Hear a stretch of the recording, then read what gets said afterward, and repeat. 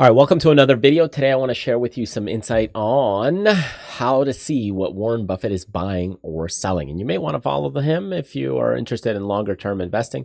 But there's a lot of stuff that goes on the news, and it's like hard to digest the information because you're just wondering, like, what exactly is this person buying or selling, or do I want to mimic that? And on the news, sometimes what happens is well, it already happened, or things are unclear. So here is the direct way of doing that. So we're going to go ahead and hop on over to sec.gov, and there's an area called EDGAR, which is company filings. So I'm going to zoom in on here. So this is the direct filings that you have to go through when you're going in and trying to go ahead and figure out what the filings are for, whether it's a company or somebody's filing some stuff. So anyway, I'm going to search for EDGAR here, and you can search for here, EDGAR, and then find, hey, EDGAR right there. There's a company search. So we're going to go ahead and type in not Warren Buffett, Berkshire Hathaway, right here. Can't spell today. Berkshire Hathaway right there. And we're going to pull it up. And then there's a lot of different filings here. So you could have the 8K, current report, and you got to read through a lot of these filings. There's a ton of crap here. But overall, it just depends. If you're like a long-term investor, maybe you want to look at this and then mimic the trades. Unfortunately for you, you're going to be delayed or lagged because they have a certain amount of days that they have to go in and that they can put these reports through, right? So the time they get in, you've already missed part of that move. But if they're doing it for a long-term investment, then in that case, you should be still okay to hang on to the shares because they're usually not doing trades, that quickly. Anyway, so what we could do is go to ownership disclosures, and you can see I already took a quick peek at one of these, and you can see right here, Berkshire Hathaway. So here it is, common stock, and then you can take a look at look, did we acquire or did we get dispose of that? We acquired, what price point, the amount, and so on. So, and the stock here is OXY, so Occidental Petroleum.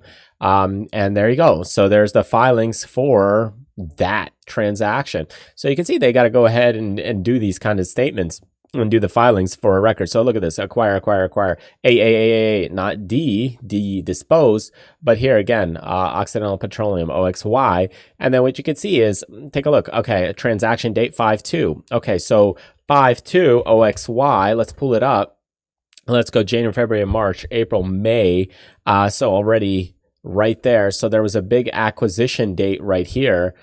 May 2. So it was at the beginning of the month right here. And you can see this made that bar go, and they were probably acquiring more throughout this time period. And this is what, popped the stock probably quite a bit right there in that zone. So it just goes to show you, there's a lot of acquisition there. The amount of shares, and it started to build up the position. Look, boom, boom, boom, boom, boom, 5/2, 5/2, 5/2, boom, at this price, this price, So they had a lot of spikes in there.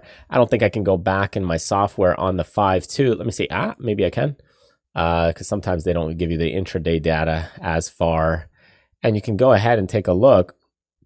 So look at all these spikes on volume on the acquisition. So they were doing it throughout the day probably. Right here, you could see quite a bit, and it probably pushed that stock higher right here. Look at all that 5/2, 5/2, a lot of bars there. Let's go to the 10-minute, see if we can take a look at it here and see. So anyway, so you could see the stock opened. There's a lot of purchase going on, some more purchasing, lots more purchase towards the end of the day, and probably some more on the next day and so on. So you could go through the filings like this, and it's kind of a cool way to really just see May 4th, May 12th, that kind of thing. These are the statements. So again, on 4/6, you can see a acquisition on HPQ, and they acquired this amount. So you could go back and check this kind of stuff and just see how it goes. So Warren Buffett, so acquisition. So if you wanted to go ahead and mimic some trades from Warren Buffett, or you wanted to go ahead and just kind of see what's going on with other filings and so on, you could take a look at a lot of stuff here on the sec.gov website. This is how a lot of the companies file and stuff. So you could see a lot of the forms. There's just so much stuff in here that you could go through. Now, the question is it really useful from a trading perspective? You might be wondering, how useful is it if I'm looking to kind of do some trading. If you're doing active trading, it's probably not that useful. If you're doing some longer term investing, you want to get into a company for the longer term, or you want to invest in, let's say, Berkshire Hathaway, it could be very useful because now you're understanding the deeper part of the company. However, I will say that for a lot of people, it's tough to really evaluate and understand like a multi-billion-dollar companies. So you could go into these filings and start looking at traded companies and see how they're doing filings, or insider trading and that kind of stuff, whether they're acquiring or getting rid of shares. But the fact is like, there's people that look into these companies and they say, oh, well, it's not worth 35 million, or it's not worth 5 billion, or it's not worth 16 billion. So they throw these numbers around, but the reality is how do you know if it's worth 16 billion or 14 billion or 11 billion? The difference is so minuscule, and our comprehensible amount, it just, we're not in that business, right? The only few people that are able to kind of understand that is the financial officers that are managing these companies on a day-to-day basis.